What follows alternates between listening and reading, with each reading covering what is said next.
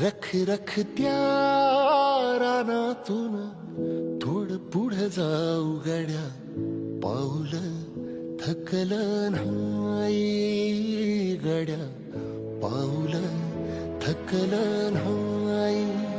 सुकलेल्या भाकरीला पाण्यासंग खाऊ गड्या, पाऊल थकलं नाही गड्या, पाऊल थकलं नाही.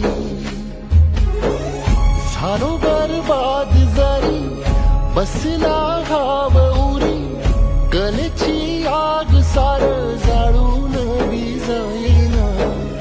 अडला घास असा का